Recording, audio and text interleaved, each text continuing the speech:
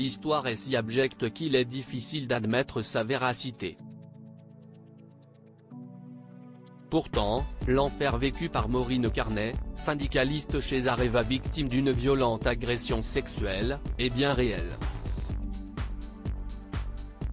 Auparavant professeur d'anglais chez le fleuron du nucléaire français, Maureen Carnet, irlandaise d'origine installée en France au milieu des années 80, est élue représentante cadre CFDT et secrétaire générale du comité de groupe européen en 2004 et défend alors le respect des droits du travail face à des comités de direction roublards. Alors qu'elle est devenue l'une des syndicalistes les plus influentes du pays, Maureen Carnet met la main en 2012 sur un très gros contrat qu'Areva s'apprête à signer avec EDF et CGNPC, un groupe nucléaire chinois. Un partenariat qui mettrait en péril pas moins de 50 000 emplois chez Areva qui, alors en grande difficulté financière, comptait céder une grande partie de ses technologies et de son savoir-faire à la Chine.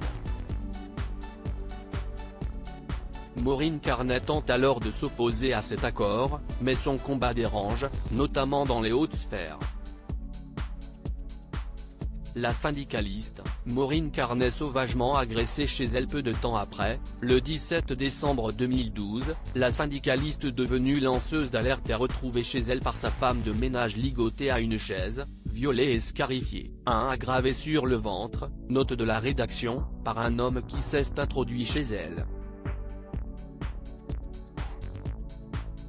Son agresseur lui a également enfoncé le manche d'un couteau dans le vagin. Une enquête est immédiatement ouverte pour violence avec arme, viol, acte de torture et de barbarie, séquestration et menaces et sa maison est placée sous haute de protection policière, mais le manque de preuves matérielles, pas d'empreinte, note de la rédaction, laisse place à l'inimaginable, les gendarmes soupçonnent Maureen Carnet d'avoir mis en scène son agression. En 2013, elle est accusée de dénonciation de crimes imaginaires et doit comparaître, avant d'être condamnée en première instance, puis relaxée lors d'un deuxième procès en 2018. Les coupables ne sont pas identifiés pour autant. La syndicaliste, l'agression de Maureen Carnet, également vécue par une autre femme ? Pour information, il existerait un cas similaire survenu chez Veolia, cette fois, en 2006.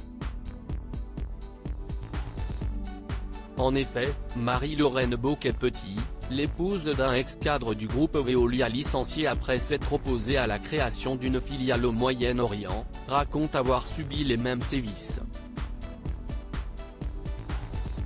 Mais là encore, l'enquête est hâtive et aucun coupable n'est identifié.